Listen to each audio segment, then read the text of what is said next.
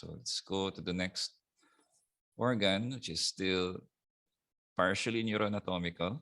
That's the pituitary gland. So as mentioned by Dr. Singh, it rides the saddle of the skull, which is the sella turcica over here. Usually no longer seen on cut brain specimens because of its location. It gets pinched off, so it gets cut off at the stump when you get a brain specimen, unless you intentionally drill out the pituitary when you extract the brain from the cadaver. So take note of the location of the sphenoid sinus over here, and that's the sella, and that's the clivus of the skull. So this is how it would look like if you actually extracted it from the base of the brain of the skull. As you will learn from later on or review on, if you've already read the lectures of the physiologists, the pituitary gland controls all other hormones which are located in the other endocrine organs or even non-endocrine tissues. And it sits below the hypothalamus, which controls it. So hypothalamus controls the pituitary controls everything else. Now, in terms of those hormones, as will be explained further with the physiology professors, there are those which will act on non-endocrine tissue, which are growth hormone, which you need to grow. You have prolactin, so which is produced by most men and women, but more relevant to women when you're pregnant. So you need this to produce breast milk, which is best for babies. And then you have antidiuretic hormone, which prevents you from dying of thirst. So when you're dehydrated, it tells you to conserve fluid by not excreting it in your bladder. So antidiuretic hormone. Oxytocin. So oxytocin is the hug hormone or the hugot hormone if you don't have a hug. So oxytocin is important and most relevant for the first embrace of life, which is the unang yakap.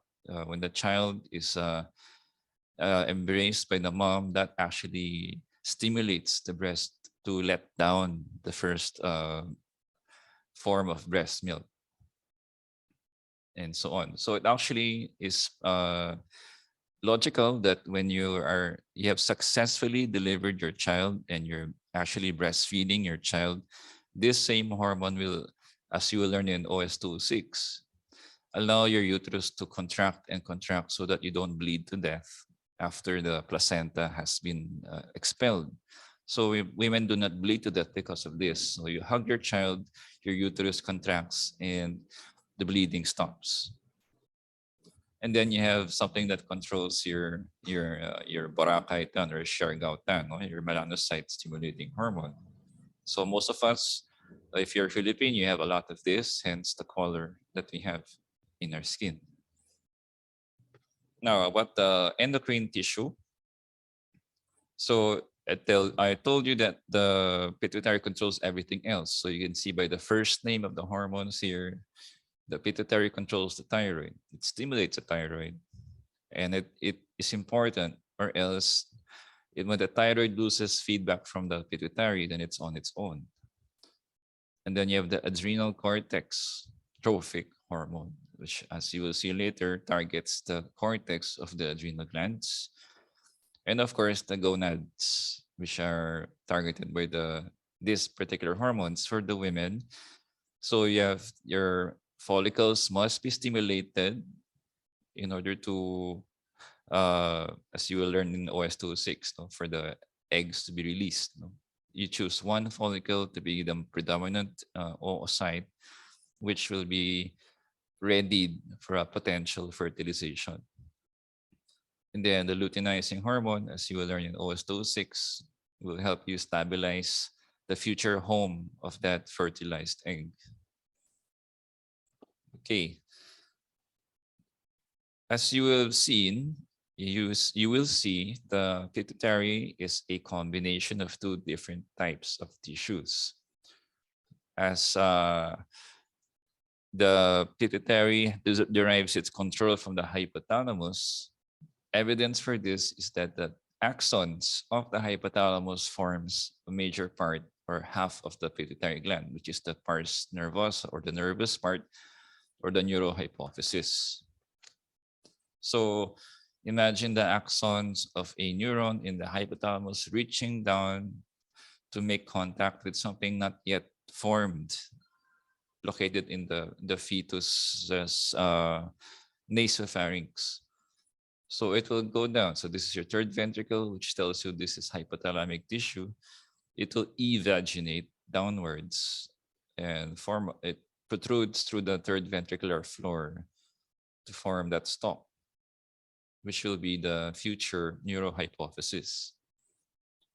So a better diagram of that. So these are neurons, so diagrammatically shown here, neurons in the hypothalamus, and these are their axons, which form a major part of the pituitary stalk in the neurohypophysis. Contrast that with this portion here, which is actually the glandular portion of the hypophysis, which is your adenohypophysis or the glandular part. So as you'll see later, there are certain parts which are logical because the tubular part here in the stalk is called the pars tuberalis. The part furthest from the brain here is the distal part or the pars distalis. And then you have the part in the middle, the pars intermedia. So back to the posterior pituitary. So these are non-myelinated axons. So there's no rush here. So there's no need for rapid transmission here. It just goes as it goes into the neurohypophysis.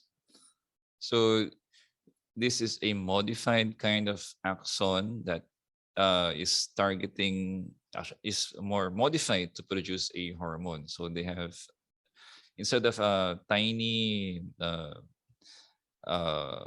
endings here in the axons, they actually form large endings here, which are called herring bodies. So a feature of the posterior pituitary is the herring body, which are these ovoid structures here. So these are the enlarged endings of the axons of that modified neuron. So you see this, they're fairly large and prominent. So they bulge out that axon. So it becomes a very large axon with these large vesicles inside. So these contain your very important oxytocin and your antidiuretic hormone, also known as arginine vasopressin. So those enlarged endings of the terminal buttons of your axons are the herring bodies, which will make contact with a capillary. So if you're lost and you do not know where to find it, then you look for a area with a lot of red things inside, which is actually a capillary. So you look for a capillary, and that's where you look for this enlarged oval things.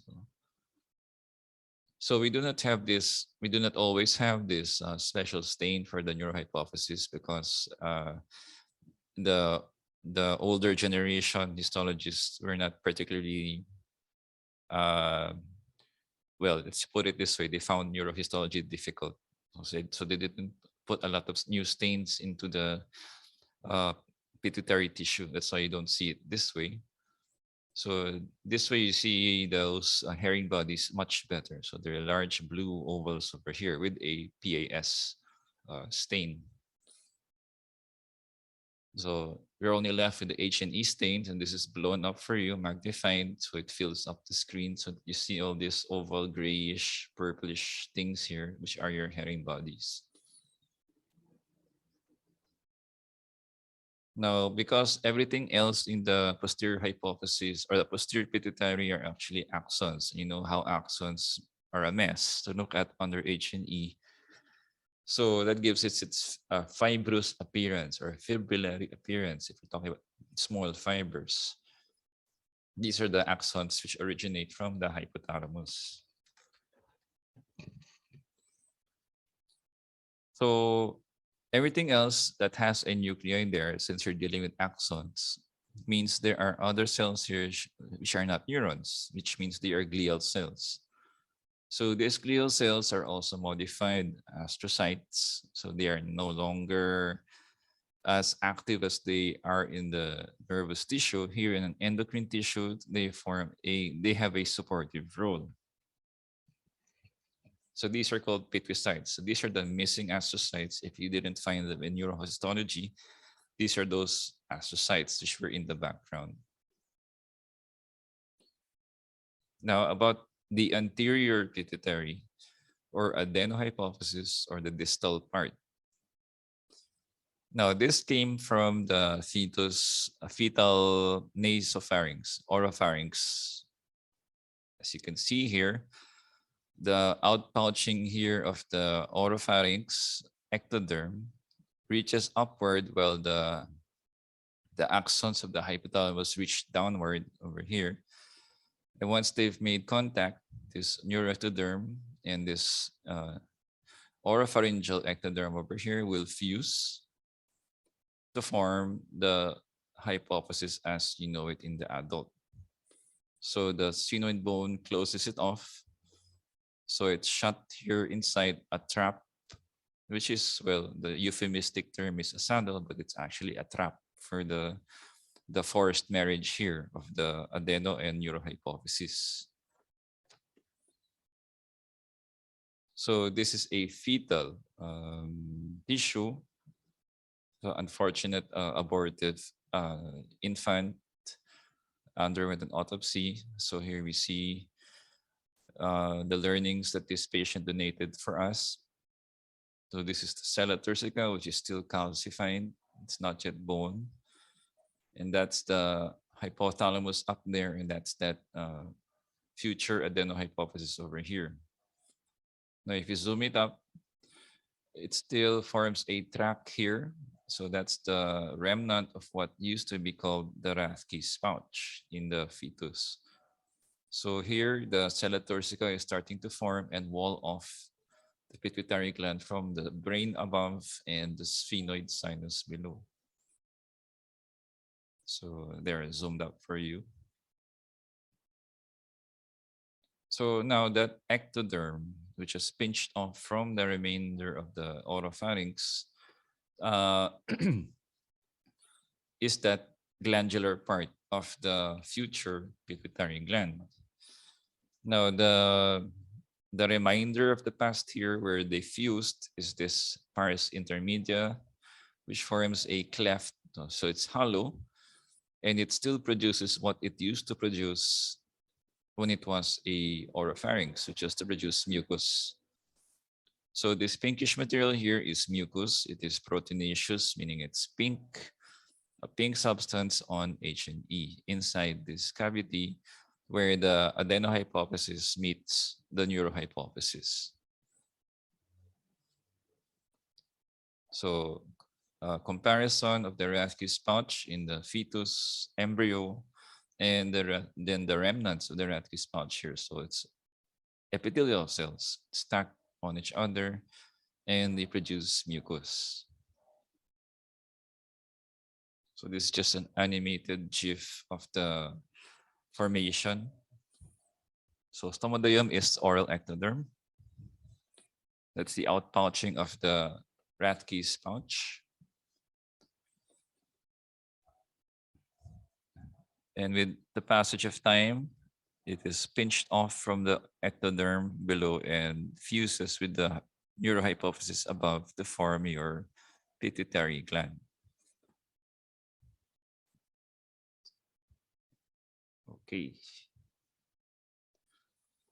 So this is a tumor of the Rathke's pouch remnants. This is called a craniopharyngioma. Just to illustrate the epithelial cells, those mucus inside those cysts over here. So very angry looking epithelial cell. So that's a craniopharyngioma. So this is how it appears. It is a benign tissue. That's why it takes a while to grow. And when it grows, it will compress the structures that are nearby, which is your optic tract, optic chiasm. So angry tumor, that's the craniopharyngioma.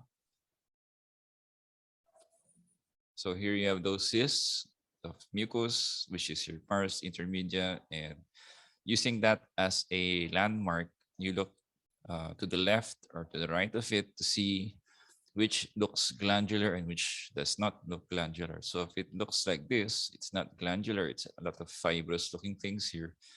That's your posterior hypophysis. And this is your anterior hypophysis. So that's 202 neuroscience and that's 202 endocrine. And 201 inserts itself every now and then. Okay, so this is another stain for it that helps you visualize the difference between the two. So as you go around it, as you move the slide around, you'll see that after you've crossed the pars nervosa, you'll again see some glandular parts here, which is your pars tuberalis. So the part of the adenohypophysis that hugs around the pars nervosa is your pars tuberalis. So on H and E, you will get two populations of cells that will stain strongly or not strongly with your H and E. So those which take up a lot of dye are your chromophils. Those which do not stain as much or very little staining at all are your so-called chromophobes. So now, because you have two dyes, hematoxylin and eosin, you can have the reddish one, the acidophilic, and you have the purple one, which is your basophilic chromophils. So here, although you have to be careful not to mistake these red-looking things with a red blood cell, which are usually smaller. Okay, so this is another field from the University of Iowa. So, well, if you have a color blindness impairment, the darker ones would be the basophils, and the slightly brighter ones are the acidophils. Now, with the help of electron microscopy, because under H&E you cannot really say with full certainty what they do. So with EM, we can further classify them based on what potential hormone that they produce. So you have your so-called somatotrophs, you have the lactotrophs or mammotrophs, meaning they have to do with breast milk tissue. You have corticotrophs, which have to do with the adrenal cortex, the thyrotrophs for the thyroid, and the gonadotrophs for your ovaries.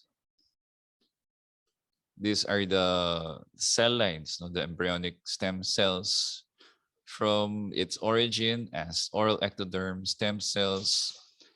The one that pinches off and forms the Rathke's pouch, those stem cells, now with the help of some cute looking inducers, will be further stimulated to differentiate into the future cell lines that we're looking at here in neon green. So there are three major cell lines. So first branch off would be those which will become the corticotrophs. So remember cute. And the gonadotrophs over here for your ovaries. So very differentiated. And then that somatotroph cell line will further differentiate into logically cells which should target other cells. So the generic cell hormone or growth hormone is formed by the somatotrophs, which can sometimes differentiate further into a lactotroph. Or the stem cell itself, the main somatotroph can form a mammosomatotroph to form a lactotroph. Or from this basic somatotroph stem cell, you can form the thyrotroph. Now, depending on all these inducers over here. So same thing with your, well, UPCM education, you can be a researcher. From the very beginning, you say, oh, this is not for me. I don't want to do clinical work. So you can become a researcher and be good at it. Or you can do mobilization. You can be a mover of people. You can be a clinician, social mobilizer, or a teacher. But you can have several roles at one time. Now, these are just pictures of the different hormone producers in the pituitary. They will just differ in terms of their size and in terms of the number of granules. Some will have a lot, some will have little, some have large ones, and some have sparse ones. So that gives the histologist a clue as to which one they are looking at. Okay, so this is the interpituitary, and they just really based it on immunostaining to confirm, but under EM, there is more or less a clue on what these potential cells are. So it's really about the granules. So by numbers alone, a majority of those cells which are acidophils would be the somatotrophs, because we always need our growth hormone. Even if you're not growing taller, we still need growth hormones. Okay, so it's just how they look under the EM. Don't need to bleed so much over this. No? Don't need to memorize all this. Just that the importance of those somatotrophs is if that they multiply in abundance too much, they form tumors, which can cause acromegaly. So very large hands, very large heads, and very long extremities and a long spine. The other somatotroph cell line, which are the mammotrophs or lactotrophs, are also acidophils, and they produce prolactin. So even the males have this, but it should be negligible so you do not produce breast milk. But if you do, if you are a man and a male and you have pinkish secretion from your nipples, that is a warning sign that you might have a tumor in your pituitary. So watch out for that. So because of what it does, it produces prolactin, which is the hormone that encourages breast tissue to enlarge and produce breast milk. Naturally, they will increase in size during pregnancy. So some Iowa slides are very particular. So the darker reddish ones here are probably the lactotrophs. And this is how they appear under the EM. So what happens if your lactotrophs go missing or AWOL for the women? So you have to watch out if your menses suddenly stop, unless you have tuberculosis or severe malnutrition, you have to think of a tumor here in the pituitary gland. So you can tell maybe you're not having menses, and without menses, it means you do not have endometrial tissue, or your uterus is not forming a house for your future children. Hence, you have infertility. So the clue here is, and this is why breastfeeding is a good contraception, natural form of contraception, so that the women do not get pregnant easily, because prolactin inhibits the menstrual cycle, which is a clue also. If you're not pregnant and you're not menstruating, you might have a prolactinoma. For the men, breast milk is not supposed to be there. So watch out for these. Now, for the corticotrophs, so a confidence builder. So more or less, if you're looking at a bluish looking cell, maybe that is a corticotroph. Now, depending if you want to zoom out and look for a scanning view of that or an overview of the slide, if they're concentrated in the center of the adenohypophysis, there is a high chance that those are corticotrophs, which produce your adrenocorticotrophic hormone. What am I highlighting here? There's this cell here. Okay, they are basophilic looking cells, and under EM, tiny granules, sparse ones at the periphery of the cell, in comparison with this lactotroph here, which has a lot of granules. So it's more or less deduction for the people who use EM to find out which produces what. Next, the thyrotrophs. So they produce TSH, which is important, but they are only a minority, because only 5% of them, those basophils, are possibly thyrotrophs. So for those of you who are very keen on looking for it, look for a very, very vascular part of the tissue. And where there are a lot of basophils, there may be a chance those are thyrotrophs. So similar to the corticotrophs, also very sparse. So these have the least number of granules. Tells you how much potential that TSH has for the body at any point in time. You cannot have too much of it, or else you go full hyperthyroid. The gonadotrophs are also basophilic looking, and most highly likely they are the ones that are found in the pars tuberalis. So you look for the pars tuberalis, look for the basophils there. There is a chance you're looking at a gonadotroph. So you can see I'm mentioning certainty when I'm giving my statements. So it's not guarantee that you're correct in saying that is what it is, but more or less, you should say more or less, this is possibly a gonadotroph, especially if you're putting this in your discussion forum boards, which for the other faculty who do not have access to my lecture. Okay, or unless they've been reading up on journals on endocrine histology. So the chromophobes are the non-staining cells, which are possibly the stem cells, the remaining stem cell precursors of both cell lines. That's why they do not have color yet. Or they may have released their granules already. But this is the more modern statement now. The chromophobes are potentially the stem cells. Okay, so just some mnemonics. GPA are the red ones. So growth hormone and prolactin. Growth hormone, prolactin, acidophils. B flat for the basophils. So B flat stands for B flat, of course, basophils.